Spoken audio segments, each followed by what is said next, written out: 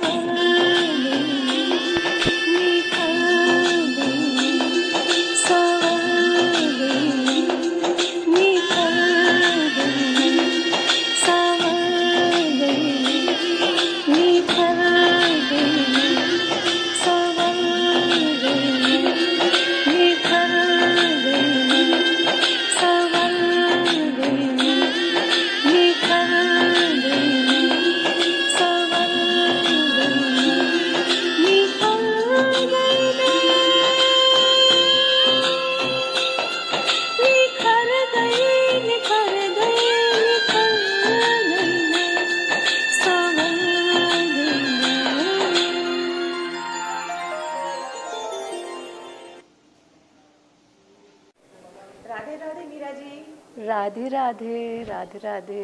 मीरा जी, अभी आपका इतना सुंदर गायन और नृत्य हमने देखा और बहुत ही भाव से आप कृष्ण को, कन्हैया को रिझा रहे थे।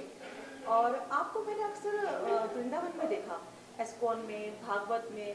तो जी, आप यहाँ हिमाचल में कैसे, थोड़ा बताएंगे आप? हिमाचल में मैं आज से नहीं 20 साल से आ रही हूँ और हर साल यहाँ पर आती हूँ। और हर साल मैं आके यहाँ पर अ, मतलब मैं 20 साल से आ ही रही हूँ लगातार। उस समय मेडिटेशन का होता था मुझे जुनून, क्योंकि उससे पहले तो कटरा में करती थी तो उधर फिर रश बहुत रहता था। तो यही सोच कर फिर मैं यहाँ आई कि जहाँ रश ना हो। मेरी एक गोपी लाई थी यहाँ पर, तो उसने मुझे वो स्थान दिखाया था कि यहाँ, मैंने कहा था मुझे नदी बहुत पसंद है, जहाँ नदी हो और नेचर भी हो, पहाड़ हो। वो लेके आई थी तो मैं नदी में बैठकर मतलब तब मेडिटेशन करती थी, तपस्या करती। तो आज भी यही होता है कि एकांत वाले स्थान में मुझे अच्छा लगता है। तो इसी तरह जब तपस्या करती थी तब मेरा बड़ा दिल करता था कि मैं मतलब मुझे बड़ा दिल करता था कि मैं मतलब ये होता था कि मुझे यहाँ पर एक शिव जी का मंदिर तो था ही, पर ये था कि वैष्णो देवी का मंदिर भी होना चाहिए या कृष्ण का मंदिर होना चाहिए। यहाँ कृष्ण जी का मंदिर नहीं था, क्योंकि मैं तो कृष्ण जी का, आपको पता ही है कि कृष्ण जी के से ही ज़्यादा जुड़ाव है। तो ये मन में इच्छा हुई और उसी की वजह से संकल्प जो मन में उठा तो भगवान ने कृपा भी कर दी। यहाँ के बहुत अच्छे एक माता के भक्त हैं जिन्होंने इस मंदिर का निर्माण किया 2007 में। तो उस निर्माण के समय में मैं यहाँ पर आई थी और तब से लगातार हर साल आती हूँ। और तब से हर साल आके यहाँ पर बस आके कभी मेडिटेशन में बैठना, तपस्या करना, तो कभी गायन करना, कभी नृत्य करना। तो बस ऐसे इस तरह से इनको रिझाने का जो है वो होता है मन में भाव। तो वो बस यहाँ पर आकर क्या है, एक एकांत मिलता है और एकांत में ही भगवान को रिझाया जा सकता है। क्योंकि वृंदावन में तो भक्ति जो है वो नृत्य करती है, तो वहाँ पर एक रास होता है, गोपियाँ रास करती है, तो हम लोग सब इस्कॉन में गोपियों के संग नृत्य करते हैं। तो इसी तरह से अब क्या है कि ये वैष्णो देवी का मंदिर है और ये गुफा है, देख लो अब। मतलब यहाँ से ऊपर को बहुत सुंदर अंदर ऊपर गुफा है। तो ये भगवान की ही कृपा से जो है मंदिर बना। और देखो वहाँ 3 दरबार हैं, एक राम दरबार है और ये शिव दरबार है। तो ये शिव दरबार है, वो राम दरबार है। तो राम सीता लक्ष्मण विराजमान है यहाँ पर, शिव पार्वती विराजमान है। और यहाँ पर देखिए हमारे ठाकुर कान्हा जी और राधा रानी विराजमान हैं। तो ये बहुत अच्छा लगता है कि कलरफुल सा, मतलब क्रिएटिव सा भगवान ने ही ये ऐसा करवा दिया है, ऐसा बनवा दिया है कि जो, क्योंकि सभी कहते थे ना भाई राधा जी का रंगीली महल होता है, तो ये रंगीली महल भगवान ने ही, ये रंगीली महल जो है उस तरह का भगवान ने जैसे कहो कि कृपा करी कि उसी की वजह से ये सारा रंगीली महल जैसा ही ये बन गया। और यहाँ आकर आनंद, मतलब शांति से बैठकर, एकांत में बैठकर जो तप साधना में बैठा जाता है वो वहाँ नहीं बैठा जाता। क्योंकि वृंदावन में बहुत रश होता है, बहुत भीड़ होती है, तो वहाँ भक्ति नाचती है। ये तपोभूमि है, ये देवभूमि और तपोभूमि है। तो यहाँ पर तप जो है वो किया जा सकता है और तप में ध्यान लगाया जा सकता है। तो इसलिए यहाँ पर आकर मतलब 3 महीने के लिए हर साल आती हूँ। 20 साल से लगातार आ रही हूँ। तो 20 सालों से आकर यहाँ पर जो है मतलब साधना का वो चलता है कि कभी नदी में जाती हूँ। नदी का भी आपको दिखाएंगे हम, कल दिखा देंगे, जिस नदी में मतलब बैठकर तप किया करती थी, या मतलब अब भी कभी कभी करती हूँ। तो अभी फ़िलहाल मैं यही दिखाना चाह रही हूँ कि देखो ऊपर शेषनाग जी विराजमान है और नीचे देखो शिव शंकर भोलेनाथ का शिवलिंग विराजमान है। यहाँ कान्हा जी विराजमान है और देखो कितने सुंदरता के साथ ये बनाया गया है। तो ऊपर गुफा है माता की, बहुत सुंदर। यहाँ से मतलब अंदर को जाते हैं इधर, तो मतलब ये बच्चों को बहुत पसंद आता है ये स्थल। और बाकी क्या है कि यहाँ पर जैसे भगवान को रिझाने वाला, जैसे कहते हैं ना भगवान को रिझाना हो, तो ये बहुत उत्तम जो मतलब उस तरह का मंदिर बना है। तो यहाँ नृत्य करती हूँ, गाती हूँ, अकेले ही भगवान के साथ नाच रही होती हूँ, गा रही होती हूँ कभी। तो इस तरह से मैं मतलब जब से ये बना हुआ तो यही करती आती हूँ, अकेले में आनंद आता है। मुझे किसी को थोड़ी रिझाना है, रिझाना तो भगवान को है, तो इसलिए आनंद आता है अकेले में। अच्छा मीरा जी, आपने पूरा जीवन प्रभु को समर्पित किया है और मैंने सुना आपने विवाह भी किया है प्रभु से। जी तो उसके बारे में ये लोग विवाह कोई संसारिक विवाह नहीं है, ये परमार्थिक विवाह है, जैसे एक आत्मा का परमात्मा से मिलन होना।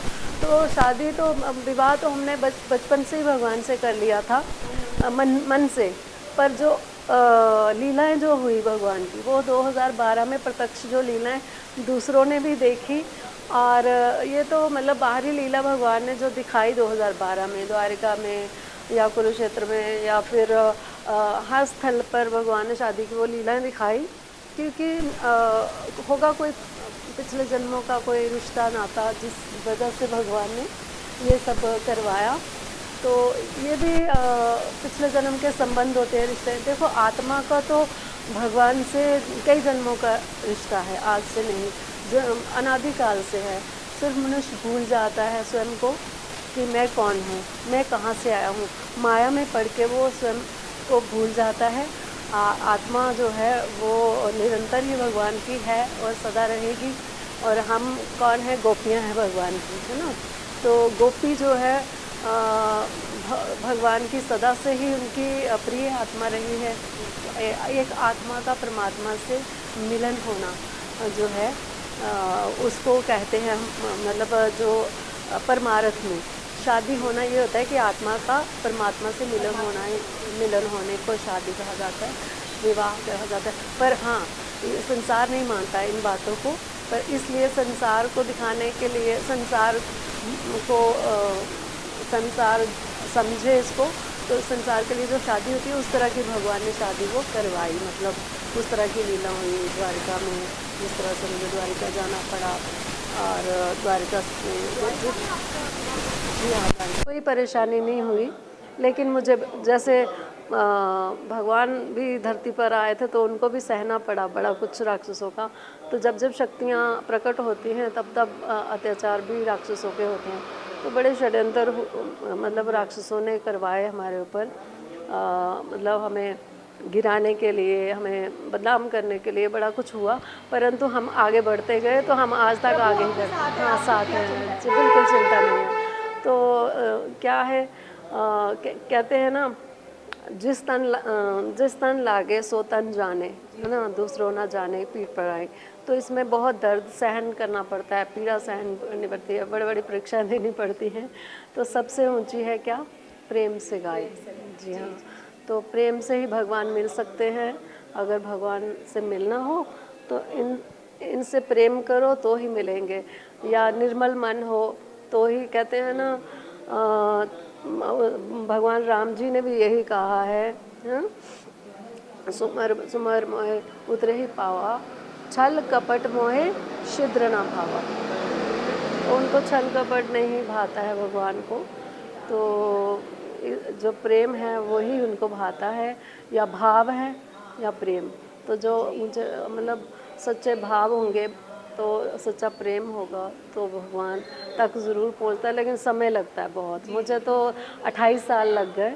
अच्छा जी, 93 में मतलब मैंने घर बार त्याग किया। मैंने कहा, पहले भी बताया कि मैं बड़े सारे बड़े कोर्स किए, बड़े मतलब ड्रेस डिज़ाइनिंग का किया, फैशन डिज़ाइनिंग किया, उस बुटीक खोला, वो भी 1 साल चलाया। जी हाँ, यहाँ किया, बॉम्बे से डिज़ाइनिंग किया था, वहाँ पर भी मैंने हीरोइन की डिज़ाइन की, इंटीरियर का किया, बड़ा कुछ किया। पर यह है कि ये सब काम नहीं आते हैं। सब काम जो है वो क्या है, भगवान का नाम ही काम आता है, तो अपने आप ही छूट मेरे जाता तो गिरधर गोपाल दो है। है। वो मैंने पहले वाले उसमें गा दिया मेरे है। तो गिरधर गोपाल दूसरों ना को। तो हाँ चलिए, अभी मैं दूसरे उसमें भजन में गाती हूँ, तो आप उसमें अभी अभी गा के जो बता दिया है, तो मैं तो यही कहूँगी, मेरे तो गिरधर गोपाल दूसरों ना कोई, मेरे तो गिरधर गोपाल दूसरों ना कोई, जाके सिर मोर मुकुट वीरोपति सोई, मेरे तो गिरधर गोपाल दूसरों ना कोई। तो मैंने उसमें गा दिया है, आप उसमें सुन लीजिएगा। धन्यवाद मीरा जी। राधे राधे। राधे राधे। राधे राधे।